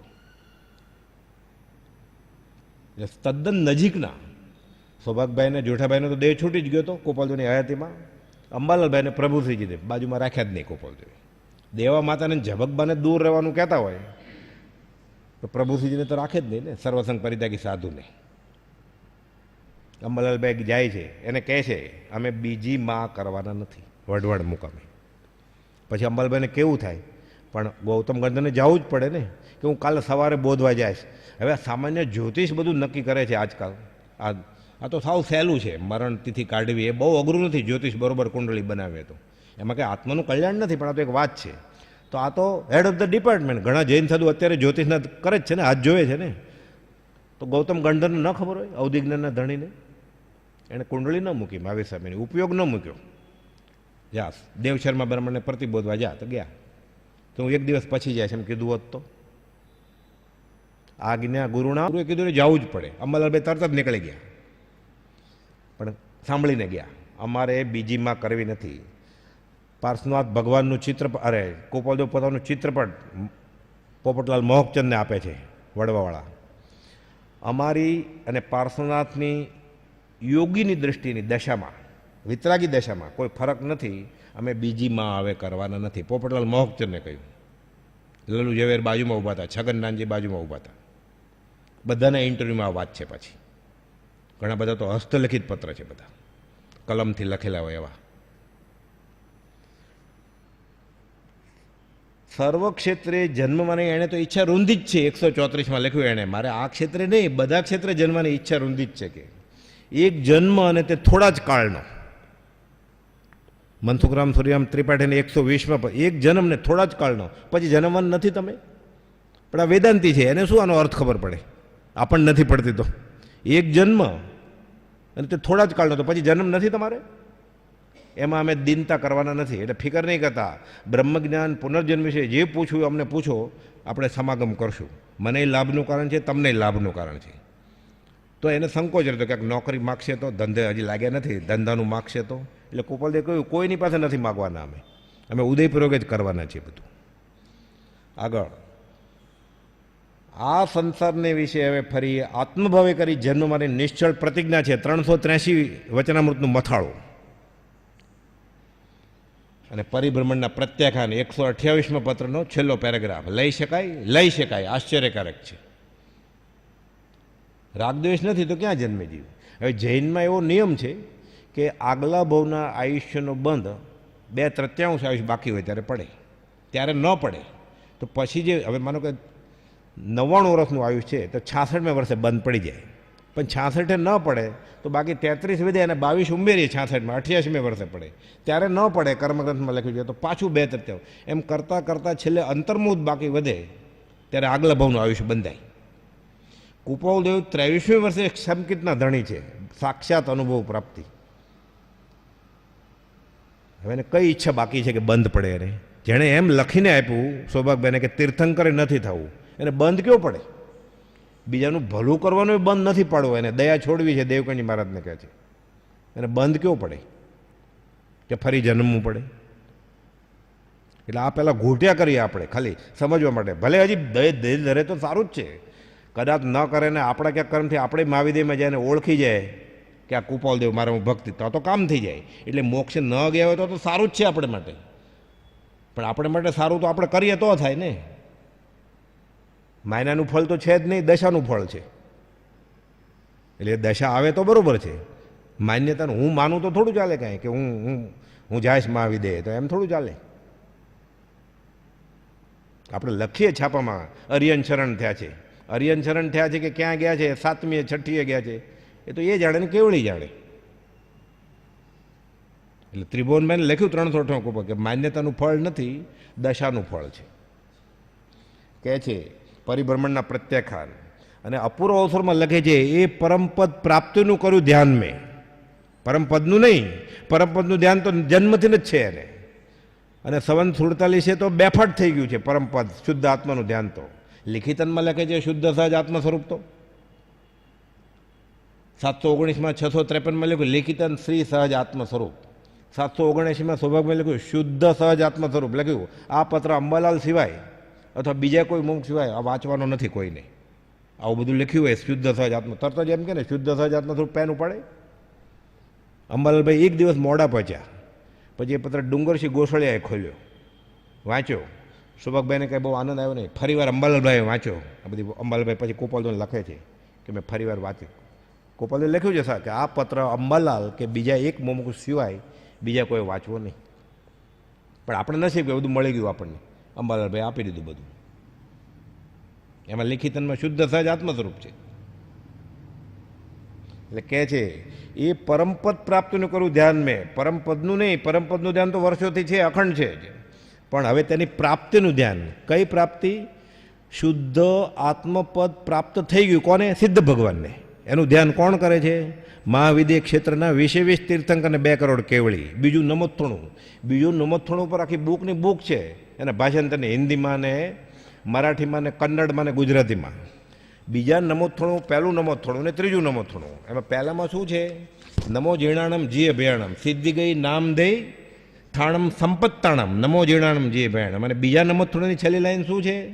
સિદ્ધિ ગઈ નામધેય ઠાણમ સંપાવીમ કામણમ. એટલે સિદ્ધ ગતિમાં હું જાઉં, એ પદ પ્રાપ્ત કરું, એની ઈચ્છાવાળા એવા શ્રી સિમંદર સ્વામીને બીજા 19 તીર્થંકરને હું નમસ્કાર કરું છું. સિદ્ધિ ગઈ નામ દે ઠાણમ સંપાવમ કામણમ નમો જીર્ણાણમ જીય ભયાણમ. એનો ગુજરાતી અર્થ શું થાય? એ પરમપદ પ્રાપ્તિનું કર્યું મેં ધ્યાન મેં. આ કામણમ છે, આ બીજું નમોત્થણમાં છે કોપાલદેવ. આ તો સીધો ગુજરાતી અર્થ સમજાય એવો છે ને. આમાં શાસ્ત્ર ન વાંચ્યા હોય અને ખાલી આ ભાષાંતર વાંચીએ નમોત્થણોનું શું છે, પણ આપણે અર્ધમગદીમાં જ ગોખાઈ ગયું હોય અને પ્રતિક્રમણ આવે 40 લોકોનો કૌશક, એટલે હજી આપણે પૂરો થાય એ પહેલાં તો ત્રીજો લોગસ ચાલુ હોય. લોકો સૌજો કરે ધમતી થયરે જણે અંતે કિત્તૈસમ 24 લોગસનો કૌશક, 16 લોગસનો કૌશક. પછી કોઈક દયાભાવ કે જેને લોગસ ન આવડતો હોય 9 મંત્ર 5 બોલશે તો ચાલશે. એટલે મારી જે વાત પછી સહજાત્મ સ્વરૂપ બોલે જેટલી વાર બોલે એટલી વાર હું સહજાત્મ સ્વરૂપ બોલું એટલે 24 લોગસ તો થઈ જ ગયો, નવકારી થઈ ગયો, પહેલું બીજું નમોથુણું થઈ ગયું, લોકના બધા જ્ઞાની અનંત 24 આવી ગઈ. એટલે મારે તો સહેલામ સહેલું એ કૌશક આવે એટલે હું તો આ જ બોલું સહજ આત્મ સ્વરૂપ. એકવાર બોલું તોય બધા આવી ગયા ને. ઓલો બોલીને થાકી જાય 40 લોગસ અને શું બોલ્યો એને નથી ખબર. એની કરતાં મને મારા કોપાલ આપ્યો એ ન બોલું, હું સહજાત્મ પરમ કરું. ત્યાં પછી મા બાપનું માનવાનું ના છે. કુપાલદેવ વચન સત્યમ લખ્યું છે મા બાપની મિથ્યા આજ્ઞા ન માનવી કે ના મેં તને કીધું છે ને નવકર મંત્ર બોલવાનું. પણ કુપાલદેવ મને કહ્યું કે સહજાત્મ બોલજે તો મારે કોનું માનવું, બાપાનું માનવું કે ભગવાનનું માનવું? મા બાપને રૂડી વાટે ચડાવવું કુપાલદેવ લખ્યું છે. તેને મિથ્યા આજ્ઞા માનવું નહીં. તો કુળગુરુની તો કલ્પના જ કરવાની ના છે આત્માર્થીને આત્મસિદ્ધિમાં. બાકી કુળગુરુ કલ્પના, આત્માર્થી નવ જોઈ. થોડીક શ્રદ્ધા આવે તો સાવ સહેલું છે. પણ એમ રાતોરાત પાછું થાય કેમ? સકલ પદાર્થ હે જગમાં હી પુણ્ય વિના જીવ પાવત નહીં. છે બધું જ, હજાર પત્રો છે આપણી પાસે તો. પણ એમ કેમ મળે? એટલે કહે છે કે નમો સિદ્ધિ ગઈ નામ દે ઠાણમ સંપામ કામણમ મનોરથ. કામણમ એટલે ઈચ્છા, મનોરથ. ગજા વગરને હાલ મનોરથ. તો હાલ તો મનોરથ આયુષ્કર્મ બાકી છે તો ગજા વગર જ થયું ને. શરીર જાય તો સિમંદર સ્વામી ત્યાં બેસે ને. શરીર સાથે કેવી રીતે બેસે ત્યાં? એટલે મનોરથનો અર્થ કુપાલ મનોરથ જ લખે છે કામણમ, ગુજરાતીમાં લખ્યું. પણ આપણે અર્ધમાગદીમાં હોય તો એમ થાય કે પ્રતિક્રમણ કર્યું, ગુજરાતીમાં હોય તો પછી એમ ન થાય. તો અહીંયા તો સારું છે ભાવ પ્રતિક્રમણ રાખ્યું છે. નહીં તો એમ થાય આખી આલોચના 3 કલાકની પતી જાય ગુજરાતીમાં આપણે બૃહદ આલોચના, પછી પાછું હજી એવા 40, 50 વર્ષ છે કે હજી પ્રતિક્રમણ કરવાનું બાકી છે. એટલે એક મોટા અભ્યાસી મેં એમ જ ઘણો પરિચય સત્સંગ કરે 4, 5 કલાક. મેં કહ્યું તમે હમણાં કર્યું શું? તો પછી આ તમે 20 દુઆ બોલ્યા, તમે ક્ષમાપના બોલ્યા કે આગળ કરેલા પાપોનો હું પશ્ચાતાપ કરું છું, અનંતકાળનું પ્રતિક્રમણ કર્યું તમે. પાછી મોપતિ રજોરણ ઉપાડ્યું કટારસો. મેં કીધું ઉપાડો, મકોડા મારવા નથી કાંઈ. ભલે હાથમાં રજોરણ હોય તો સારું જ છે ને, જીવ ન મરે તો. જતના રાખવી છે તો ભલે ને મોપતિ પહેરે. પણ તમે હમણાં 3 કલાક 2 થી 5 શું કર્યું એ કહો પહેલાં 14ને દિવસે? શું જવાબ આપે? પછી અનાઉન્સ કરવું પડે પાછું ભાઈઓનું પ્રતિક્રમણ અહીંયા છે ને બહેનોનું અહીંયા છે. પણ તમે 3 કલાક શું કરાવ્યું? તો પછી એટલે આ એક પોતાને જે શંકામાં ગળકા ખાય છે તો શું થાય પછી? એ પોતે શું કરે છે, કઈ ક્રિયા કરે છે એ જ એને ખબર નથી. અને સંશય આત્મા વિનશ્યતિ. પણ ફળ કેવી રીતે મળે એને? ફળ તો નાનામાં નાની ક્રિયાનું ફળ છે. સાસા ક્રિયા યા ફલવતી. પણ એને પોતાને જ શ્રદ્ધા નથી તો કેવી રીતે ફળ મળે? લખે છે આભ્યંતર પરિણામ અવલોકન હાથ નોંધમાં વચનામૃતમાં 794માં પત્ર ઉપર પાના ઉપર. એટલે કુપાલદેવે કહેવાનું કંઈ બાકી રાખ, એણે 20મે વર્ષે જ કહી દીધું. એટલે આમ તો બધું જ કહી દીધું, પણ આ દ્રઢતા થાય એટલે બધાને બોલાવે છે ને કુપાલદેવ ગુણઠાણાવાળાને. એમાં પૂર્ણ સ્વરૂપ કે હોય તો પૂર્વકર્મ હોય તો આવે 13મા વાળા, નહીં તો બાકી બધા આવે. પછી વાત કરે છે આપણે આ લાઈનને એક જ દેહ ધારીને એટલે એ કરવું છે. એટલે તેના કરતાં એટલે 8, 9, 10 તેના એટલે 8મું, 9મું ને 10મું ગુણસ્થાનક તેના કરતાં ક્રમે ઉજ્જવળ પણ તે જ જાતિના છે. 11માના અંકવાળા પતિત થાય છે. એટલે ઉપશમ શ્રેણી માંડી હોય, માથે ગુરુનો આશ્રય ન હોય એટલે પહેલે આવી જાય, પડે. પછી ક્ષાયક હોય તો 10થી સીધો 12મે જાય, નહીં તો પડે. ગુણઠાણા માટે અહીં તેનું આગમન નથી 11મા વાળાનું. દર્શન થવા માટે 12મે જ હું કયું ક્ષીણમો ગુણસ્થાનક મોહ ભયમ ભૂર્મણ સમુદ્ર તરી કરી આવું ત્યાં જ્યાં સ્થિતિ ક્ષીણમો ગુણસ્થાનકે પહોંચી ગયા છે. દર્શન થવા માટે 12મે જ હું હમણાં તે પદને સંપૂર્ણ જોવાનો છું. કયું? 13મું પરિપૂર્ણતા પામવાનો છું. પાછો ખુલાસો કરે છે જોવાનો છું એટલે પરિપૂર્ણતા પામવાનો છું. પછી ગુજરાતીમાં લખે છે આયુષ સ્થિતિ પૂરી થયે એટલે દેહ છૂટી જશે. પછી નર્મદા મેન્શનમાંથી ક્યાં જશે? આયુષ સ્થિતિ પૂરી થઈ તમે જોયેલું પદ શુદ્ધાત્મ પદ તેમાં એક મને પણ જોશો. હવે ગુજરાતીમાં લખેલું છે એણે, પણ આ ઝીલી ન શકે એટલે 680 જેવું થયું. આ અંગત કેમ લખ્યું ઓમ શ્રી મહાવીર કરીને? આ તો આ પોતાની ડાયરી જ છે. આ તો કોઈને લખ્યું જ નથી. આભ્યંતર પરિણામ અવલોકન છે. આખું ધન્યરે દિવસ જ આભ્યંતર પરિણામ અવલોકનમાં છે. ચોખ્ખું લખે છે કે આયુષ પૂરું થશે એટલે તમે જોયેલી ઉપાધિમાં હું એક હશ, તો શું સંકિત થશે એને? એ કહે છે પરિપૂર્ણતા પામવાનો છું. એટલે છેલ્લે પછી બધું તો બુદ્ધિનો વિષય નથી, શરૂઆતમાં તો શ્રદ્ધા જોઈએ થોડી. આમ તો બુદ્ધિનો વિષય છે, પણ શ્રદ્ધા હોય તો બુદ્ધિ કામ આવે. નહીં તો પ્રભુજી કહેતા બુદ્ધિ વ્યાભિચારીણી છે, શાસ્ત્રમાં લખેલું છે બુદ્ધિ વ્યાભિચારીણી છે. એટલે કહેતા તારી બુદ્ધિ ઉપર મેલ મીંડું, પણ મીંડું મૂકી તો પાછું એકડો કરી નાખે છે, તાણ ચોકડી આપણે બુદ્ધિ વચમાં આવે છે. કહે છે કે તમે જોયેલું જે પદ શુદ્ધ તેમાં મને પણ જોશો. જો જીવ જૈનેતર કુળમાં જન્મે, આપણે વાત આવી તો કાંઈ સવાલ જ નથી. એમાં તો વેદાંતમાં તો છે ચરમ શરીરી. આ અવ્યક્ત અશ્રદ્ધા દૂર થાય એટલે સવારે વાત આવેલી ને કે દુષ્મકાળનો મહાવીર કળયુગનો કેવળી આ 680ના પત્રના મથાળે લખી બ્રહ્મચારીજીએ ગુણચંદ્રજીને ઉમેશચંદ્રજીને કેલવી કુવા પત્ર લખ્યો કે આ છપાવવા માટે કે બીજાને આપવા માટે નહીં, તમે કુપોલદેવની ભક્તિ કરો છો, તમારી અવ્યક્ત અશ્રદ્ધા દૂર થાય એને માટે આ લખું છું હું તમને. અને પછી આ પ્રતીતિ આવે એટલે મેં તમને ક્યારે ફરી વાર કહું છું, એટલે મને એનો ગર્વ છે થોડો, એનો ઓરિજિનલ અક્ષર મારી આગળ છે. એટલે એક આપણે નહીં તો આપણે બધા એક જ વાડીના મૂળા છે ને, શ્રદ્ધા કેવી રીતે આવ્યા? નહીં તો આપણે બધા સમકીતી હોય. આગળ કુપાલદેવ લખે છે કુળાચાર પ્રમાણે જે સાચું માન્યું આ કશાય. કશાયની વ્યાખ્યા શું? એટલે આપણે કહીએ ને ક્રોધમાન માયેલો બધું વાંચ્યું એટલે 711મા પાના ઉપર છેલ્લી લીટીમાં કુપાલદેવ કહે છે કે કુળાચાર પ્રમાણે સાચું માન્યું એનું નામ કશાય. તો મને તમને જ કીધું છે ને કુપાલદેવે, એણે તો કહ્યું જૈન સંબંધી બધા ખ્યાલ અમે ભૂલી ગયા છીએ, રાગદેવ જાય અમારો ધર્મ છે. પછી પ્રભુજી અર્થ કરતા હતો કે જીવે દાંતડા ગળ્યા છે એ કાઢવા પડશે, અને દાંતડા ઉપરથી કાઢશો કે અન્નળી ફાટશે, નીચેથી કાઢશો તો ગુદા દ્વાર ફાટી જશે કે. એટલે હવે તો માથે શરણું લેશો તો જ થશે કે. એટલે અમે કહીએ છીએ માનો. એટલે સંતના કહેવાથી મારે પરમ કુવલદેવની આજ્ઞા માન્ય છે કે, એ તો પાછો તું ફસાઈશ કે તને કોઈક એવો મળશે તો. અમે તો એમ જ માનીએ છીએ, કુપાલદેવ લખે છે 213માં કે આ કાળે પણ જીવનો મોક્ષ હોય. 213માં કુપાલદેવ માને છે. હું કુપાલદેવને માનું છું એમ હું માનું છું તો મારે એટલું તો માનવું જ પડે ને કે આ કાળમાં મોક્ષ હોય. જો હું કુપાલદેવને માનતો હોઉં તો ના, હું કુપાલદેવને બધું માનું છું. કુપાલદેવ આ લખ્યું છે નથી માનતો તો હું કુપાલદેવને કેમ માનું છું? બાપા ઘરમાંથી કાઢી જ મૂકે, આ વિતરાગ છે એટલે આ કાઢી ન મૂકે કંઈ આપણને, એને કંઈ વાંધો જ નથી, એ વિતરાગ છે. એટલે લખીને આપું છું હું વિતરાગ છું એટલે એ ખીજાય નહીં. બાપાનું ન માને તો બાપા શું કરે? દીકરાને કાઢી ન મૂકે. સગાઈ થઈ હોય ત્યાં જગ્યા લઈ લીધી કે પરણે એટલે કાઢી મૂકો છે ને. એટલે કહે છે આ કાળમાં પણ જીવનો મોક્ષ હોય એમ અમે તો એમ જ માનીએ છીએ. 213 મોક્ષ તો આ કાળના વિશે પ્રાપ્ત હોય અથવા પ્રાપ્ત થાય છે. 379માં લખ્યું. પણ દાતા દુર્લભ છે, આપણે દાતાય મળ્યા છે. વ્યાખ્યાનથરમાં લખે છે અમુક વસ્તુઓ વ્યવચ્છેદ ગઈ એમ કહેવામાં આવે છે. એટલે ફલાણી વસ્તુ નથી આ કાળમાં, ફલાણી વસ્તુ, બધા 10 બોલ વિચ્છેદ છે.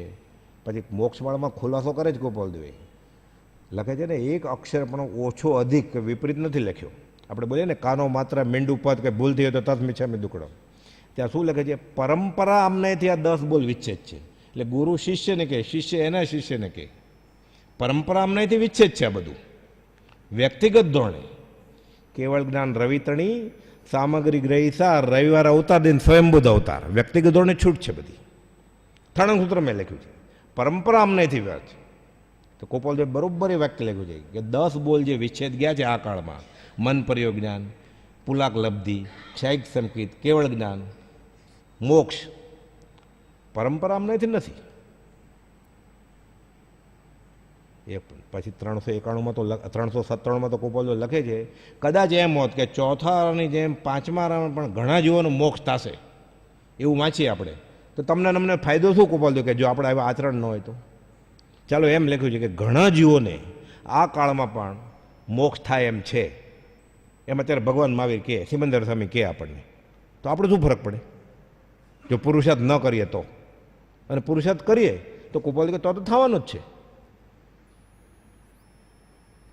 એટલે ત્રિભુવનભાઈને લખ્યું કે ત્યાં એ સમજાવો જો પૂછે તો કે ચોથા આરાની માફક ઘણા જીવો પાંચમા વાળા કાળમાં પણ કેવળ જ્ઞાન પામશે અને મોક્ષે જશે. આ વચન શ્રવણ કર્યું, વાંચ્યું, એમાં તમને અમને કાંઈ ફાયદાનું કારણ નથી. આપણે એમાં બહુ ફાયદાનું કારણ છે, કેમ કે ડાપણ ડોળવાની મજા આવે ને. એટલે કહે છે આગળ કે અમુક વસ્તુ વ્યવચ્છેદ ગઈ એમ કહેવામાં આવે છે, તથાપિ જો તેનો સાચો જેવો જોઈએ તેવો પુરુષાર્થ થાય તો એ ગુણ પ્રગટે, એમાં સંશય નથી. વચનામૃતના 766માં પાના ઉપર આ લખ્યું છે કુપોલદેવ કે પ્રગટે જો પુરુષાર્થ કરે તો. અજ્ઞાનીઓ પછી લખે છે, અજ્ઞાનીઓ આજ કેવળ જ્ઞાન નથી, મોક્ષ નથી એવી હીન પુરુષાર્થની વાતો કરે છે.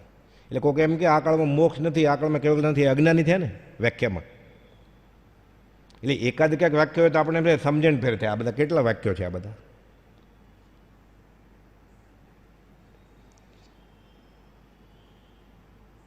આ પાના નંબર 703 704 ઉપર લખ્યું છે કે અજ્ઞાનીઓ એમ બોલે છે કે આ કાળમાં કેવળ જ્ઞાન નથી અને મોક્ષ નથી એમ.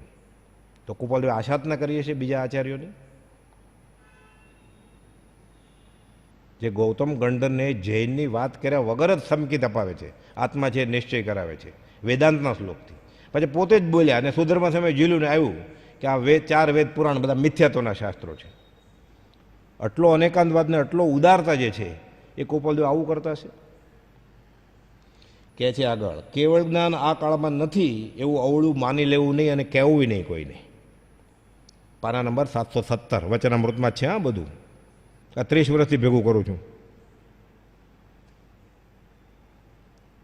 જીનના કહેલા શાસ્ત્રો જે ગણાય છે, હમણાં વાત આવીને, એમાં અમુક બોલ વિચ્છેદ ગયાનું કથન છે, તેમાં મુખ્ય કેવળ જ્ઞાન આદિ 10 બોલ છે, તથાપિ તેમ એકાંત જ કહેવાય યોગ્ય નથી એમ અમને ભાષે છે. એમ જ છે 411માં લખ્યું, એકાંત નથી એમ 411માં આ એકાંત નથી કે આ બી વિચ્છેદ ગયું છે એમ કુપાલદેવ કહે છે. પહેલાં એમ લખ્યું અમને ભાષે છે, પછી લખ્યું એમ જ છે, આ વિચ્છેદ નથી ગયું. આ ભૂલાઈ જાય ને આપણે ઓલું પકડાઈ જાય પછી એકાદ જે આપણે રુચિમાં બેઠું હોય એવું. પરંપરા અમનેથી વિચ્છેદ ગયું છે. હમણાં આવ્યું ને મોક્ષમાળાના 53માં પાઠમાં મહાવીર શાસ્ત્રમાં કે પરંપરા અમનેથી વિચ્છેદ છે.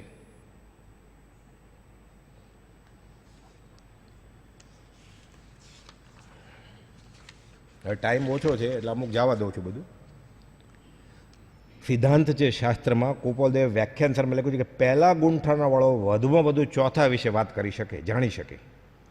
ચોથા ગુણસ્થાનકવાળો વધુમાં વધુ 7મા ગુણસ્થાનકનું જાણી શકે કે આની દશા કેવી હશે. એટલે આપણે મને બધા સમકીથી છીએ તો આપણે વધુમાં વધુ 7મા ગુણસ્થાનક વિશે વાંચી શકીએ, સમજી શકીએ કે આની દશા કેવી હોય. અને 7મા ગુણસ્થાનકવાળાને ખાતરી થાય કે આગલી દશાનું કેવું છે. આ કુપાલદેવે સિદ્ધાંત મૂક્યો છે વ્યાખ્યાન સાર 1માં 39મી કોલમાં 72 અને 73માં બોલમાં કે પહેલાવાળો ચોથા, ચોથાવાળા વધુમાં વધુ 7માનું જ જાણી શકે. એટલે આપણે કદાચ માની લઈએ કે આપણે બધા સમકીથી છીએ અત્યારે, તોય ખાલી 7મા સુધીનું જ ખબર પડે આપણે. 7મે પહોંચે બેફાટ આત્મા અનુભવ થાય, જે કુપાલદેવને સંવત 1947 એવું થાય, પછી આગલાની દિશાની ખબર પડે આપણને. તો ત્યાં સુધી આપણે કંઈ બોલીએ તો કેવી આશાતના કરતા હશું. સમજવા માટે વાંધો નથી, શુભમાં રહેવા માટે, સ્વાધ્યાય માટે આશંકાની છૂટ છે, કુશંકાની મનાય છે. આશંકા તો સ્વાધ્યાય તપ છે, આત્મસિદ્ધિમાં આશંકા જ છે બધી. મોક્ષ માર્ગે જડેલો જીવ ઉત્કૃષ્ટ પુરુષાર્થ કરે તો તે ભવે પણ મોક્ષે જાય, સાધે તે મુક્તિ લહે તેમાં ભેદ ન કોઈ. કુપાલદેવે લખ્યું જાતિ વેશનો ભેદ નહીં, કયો માર્ગ જો હોય સાધે તે મુક્તિ લહે. પણ જ્ઞાનીના વાક્ય તો સિદ્ધાંતરૂપ છે, પણ લખે છે આ કાળમાં મોક્ષ ન થાય એવું કુપાલદેવ માનતા નથી, પણ સાધે તે આ કાળમાં કેમ મુક્તિ છે, એટલે આત્મસિદ્ધિ ફળે કેવી રીતે એને શંકા જ છે. તો એટલે કોઈકે પૂછ્યું કે અમે આટલા વર્ષથી ભક્તિ કરીએ છીએ ફળતી કેમ નથી, એટલે એનો જવાબ આપે છે કે સાધે તે મુક્તિ લે એમાં ભેદ નહીં, પણ આ કાળ મોક્ષ તો છે ને, મુક્તિ કેવી રીતે મળે, પછી આ ભક્તિ કેવી રીતે ફળે કે તારી? તું જે બોલે છે, જે ગાય છે આટલા વર્ષથી, તને શ્રદ્ધા તો છે નહીં, તું શું બોલે છે? જ્ઞાનીનો મોક્ષ અને લૌકિક મોક્ષ જે ગણાય છે આજકાલ એ જુદા છે. મોક્ષ પ્રાપ્ત થઈ શકે એમ છે બોધામૃત 3માં 1002માં. હવે 5 જ મિનિટ છે એટલે પતાવું છું, જવા દઉં છું. મોક્ષે જતાં ક્ષેત્ર અટકાવતું નથી, જળ છે. જળને શું ઉપયોગજી? કાળ અટકાવે નહીં. ઉનાળે ડાંગર પાકે, પહેલાં નહોતી પાકતી, હવે પાકે છે નહેરના પાણીથી, ડબલ પાકે છે. ચોમાસામાં પાકે અને કદાચ ડબલ પાકે છે. પ્રભુ કે અમે પકવી છે, અમે જાણીએ છીએ કે, એટલે પકવી છે એટલે અમે પુરુષાર્થ કર્યો છે, અમે જાણીએ છીએ એમ. સાધના ભૂલવાળી હોય તો અટકાવે છે, આ કાળમાં કેવળ જ્ઞાન શાહિક સંકિત ન હોય એવું એકાંતે કોઈ શાસ્ત્રમાં કહ્યું નથી. શાસ્ત્રે સદગુરુ દ્વારા સમજવા યોગ્ય છે. આગમમાં કેવળ જ્ઞાનનો નિષેધ કર્યો નથી. પછીના આચાર્યોએ કેવળ જ્ઞાનની આ કાળમાં ના લખી નાખી છે. એટલે સુધર્મ સમયે ના નથી લખી, પાછળના આચાર્યોએ ના લખી છે. મહેસાણાથી મેં આચાર્ય સૂત્ર મંગાવેલું, આ તો 8-10 વર્ષ પહેલાંની વાત છે. એમાં પંચમ કાળમાં મોક્ષની વાત છે.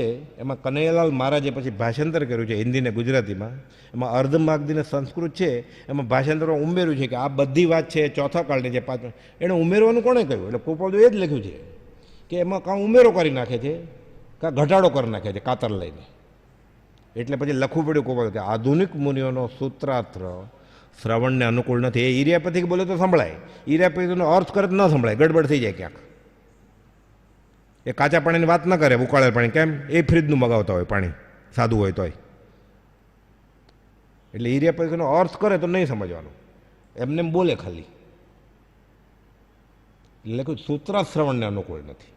તો બધા સાધુની આચાર્ય આશાતના કરીએ છીએ ગોપાલદેવ. તો પ્રભુજીનું કેમ મને? એ આધુનિક છે ને. એટલે કૃપાલદેવ પ્રભુજીને દેવ મેં કહ્યું કે આ ચોથા આરાના મુનિ છે, એને કાઢી મૂક્યા છે આ લિસ્ટમાંથી. બધી વસ્તુનો જવાબ છે. પ્રાણજીવન મહેતા બાજુમાં છે, ડૉક્ટર ટાઈ પહેરીને બેઠા હોય. કીધું કૃપાલદેવે આગાખાનના બંગલે આ ચોથા આરાની વાનગી છે. એટલે ઊભા ઊભા નમસ્કાર કરે છે. પછી એ બધા જાય, પછી શાસ્ત્ર વિકલ્પ થાય ને. તો દેવા માતાને તમે વ્રત આધુનિક મુનિ આગળથી અપાવો છો? તો કે આ ચોથા આરાની વાનગી છે, આ આધુનિક નથી. બધા ખુલાસા થયા છે. આગળ હવે આ 5 મિનિટ વધારે થાય તો વાંધો નથી ને. એટલે હવે મુખ્ય હજી તો આપણે બાકી જ રહી ગયું દેહ એક જ ધારીને. તો પણ આનું અનુસંધાન પહેલાં લઈ લઈએ આપણે. પણ ઠીક છે, હા એટલે આપ કરીએ હવે. એટલે ફરીવાર પરમ કૃપાલદેવ જ્યાં હોય ત્યાં, જો અહીંયા પરમાત્મા હતા તો અત્યારે જ્યાં બી હશે, સિદ્ધશિલાએ હશે, મહાવિદ્ય હશે, કોક પાછા ગણિતની કેલ્ક્યુલેટર લઈને બેસે કે 8 વર્ષે દીક્ષા લીધી એટલે પછી હવે મોક્ષે ગયા એમ. ઠીક છે, તોય વાંધો નથી. જ્યાં હોય ત્યાં ભગવાન જ છે. પરમ કૃપાલદેવ જ્યાં હોય ત્યાં ભગવાન છે. અહીંથી જ ભગવાન હતા એટલે પછી ડિગ્રેડ ન થાય. આપણે શરૂઆતમાં જ વાત કરી આગળ. પણ બીજા ઘણા પ્રકાર સમજાયા પછી આ નાગજી સ્વામી હતા, એ ડુંગરસિંહ ગોસળિયાની જેમ બધી કેવળ જ્ઞાનની બહુ વાત કરે. એટલે 2 પત્રો છે વચનામૃતમાં, 297મો અને 627મો. એમાં એક પત્ર નાગજી સ્વામી ઉપર છે અને 600 ડુંગરસિંહ ગોસળિયા ઉપર બીજો છે. બંને પત્રના અક્ષર 4 લાઈન સરખી જ છે બધી. એમાં કેવળ જ્ઞાન એટલે કૃપાલદેવ લખે છે બંનેને, ડુંગરસિંહ ગોસળિયાને ને આ મોટા આચાર્ય હતા નાગજી સ્વામી, કેવળ જ્ઞાનનું બહુ લખે છે કે આ બીજા ઘણા પ્રકાર સમજાયા પછી આ પ્રકારની આશંકા સમાય છે અને આ પ્રકાર સમજવા યોગ્ય આત્મા થાય છે. એટલે હાલ આવી આશંકા સંક્ષેપ કરી ઉપશાંત કરીને નિકટ એવા આત્માત્મનો વિચાર કરજો. 297 અને 627મો પત્ર ગોસળિયાને અને નાગજી સ્વામીને આચાર્ય, જૈન આચાર્યને લખે છે કે હમણાં આત્માર્થનો વિચાર કરો તો દીક્ષા એમને લીધી છે એણે, કેવળ જ્ઞાનની પછી વાત કરજો કે.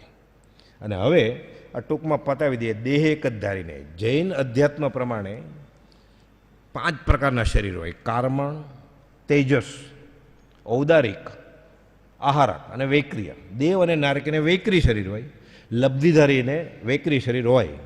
આહારક શરીર એટલે ડાબા હાથ મુંડા હાથ જેટલું બાબલું કરી અન્ય ક્ષેત્રે વસતા કેવળી તીર્થંકરને કોઈ પ્રશ્ન પૂછવા આવે, એનો જવાબ ન આવડતો હોય, સામેવાળો જ્ઞાની છે ઘણો પણ આનું સમાધાન નથી, તો ત્યાં મોકલે. આખું શરીર જાય એવી તો વાત જ નથી આગમમાં, ખાલી આટલું બાબલું મોકલે. એ આ કાળમાં વિચ્છેદ છે એમ દિગંબર શ્વેતાંબર બધા કહે છે, મંજૂર છે. એ લબ્ધિ આ કાળમાં ન હોય. અને કદાચ ફોરવે એ 7મેથી 6 આવી જાય. 14 પૂર્વધારી હોય એને જ આ લબ્ધિ પ્રગટે અને 7મા ગુણધારી કે 6 આવી જાય પાછા. એમ એ અધ્યાત્મનો જવાબ આપવો છે ભગવાન સિમંદર પાસે જઈને, તો અહીંયા પ્રમાદનું કારણ છે, હિંસા મિશ્રિત ક્રિયા છે, પૂર્ણ વિતરાગ દેખાનું લક્ષણ નથી.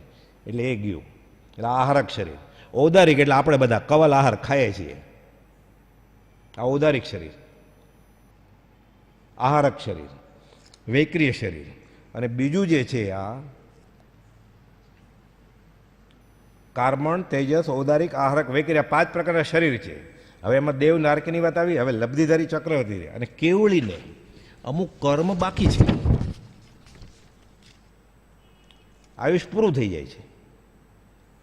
આયુષ્ય માનો કે 5 વર્ષનું છે, એટલે સમજાવવા માટે ત્યાં તો સમયમાં વાત છે ખાલી, પણ આયુષ્ય 5 વર્ષ છે અને કર્મ 6 વર્ષના બાકી છે, તો શું કરવું? અને જ્ઞાન પૂર્ણ છે તો એટલે સમુદ્ઘાત કરે. શાસ્ત્રમાં વૈક્રિય સમુદ્ઘાત, કેવળી સમુદ્ઘાત, વેદના સમુદ્ઘાત, કષાય સમુદ્ઘાત ને મરણાંત સમુદ્ઘાત કહેવાય. એમાં આજે કેવળ જ્ઞાનીને પૂર્ણ જ્ઞાન થઈ ગયું છે, પણ જ્ઞાનમાં દેખાય છે કે સિદ્ધશિલાએ જવા માટે નામ, આયુષ્ય, ગોત્ર ને વેદની તો જવા જોઈએ, સાથે એક કર્મ બાકી તો ન હોવું જોઈએ. હવે આયુષ્ય ઘટે છે અને કર્મ વધારે છે તો એનું સમીકરણ કરે, અને કેવળી સમુદ્ઘાત કહેવાય. ઋષન્મત ભગવાને કરેલો. હવે અત્યારે ટાઈમ નથી, પ્રજ્ઞાબોધમાં આખો લાંબો પાઠ છે આગમના આધારે કે ઋષિનાથ ભગવાને આ કર્યો. એટલે પણ એમાં શું થાય ટૂંકમાં કહી દઉં. એ આત્મા પોતાના આત્મપ્રદેશોને વિસ્તારે, મૂળ દેહ છોડતા નથી, ખાલી પ્રદેશનો વિસ્તાર થાય છે. આરક શરીરમાં મૂળ દેહ છોડીને ટુકડો જાય, ડાબા હાથનો મૂંડો હાથ. આમાં મૂળ દેહ એમ જ છે. દંડ થાય 14 રાત લગી એટલું પહેલો હપ્તો. પ્રતર કબાટ થાય, પછી ઝેરણી. આપણે પહેલાં, હવે તો બ્લેન્ડર આવી ગયા, પહેલાં ઓલા છાશ કરે ને દહીંની, એ ઝેરણી એટલે પ્રતર. એટલે આમ દંડ થયો, પછી કબાટ થયો, પછી આમ ફરે ઉત્તર દક્ષિણ કે પૂર્વ પશ્ચિમ, એટલે બધું કવર થઈ ગયું. વચમાં પોલાણ છે એ લોકપુરાણ. આ બધું 4 સમયમાં થાય. 5મે સમયે લોકપુરાણ રિવર્સમાં જાય, 6ઠું પ્રતર બંધ થઈ જાય, 7મું દંડ આવી જાય, 8મામાં સમાઈ જાય, દેહ છૂટી જાય. આને દેહ કહેવાય છે. લબ્ધિધારી પુરુષોને જ્ઞાન પૂર્ણ છે, આયુષ્ય ટૂંકું થઈ ગયું છે, કર્મ અસંખ્યાત પરદેશી આકારના સમુદ્ઘાત કરીને સમીકરણ કરે. આ સમુદ્ઘાતવાળો કેવળીનો દેહ ધારણ કર્યો એમ કહેવાય. એટલે કુપાલદેવે લખ્યું છે બીજો ભાવ નહીં કરીએ ચંચળબેન, એટલે બીજી ભવે નહીં જન્મે, બીજો દેહ ધારણ કર્યો. આ બીજો દેહ ધારણ કરી અને જાશું સ્વરૂપ સ્વદેશ સહજાત્મ સ્વરૂપ પરમ ગુરુ.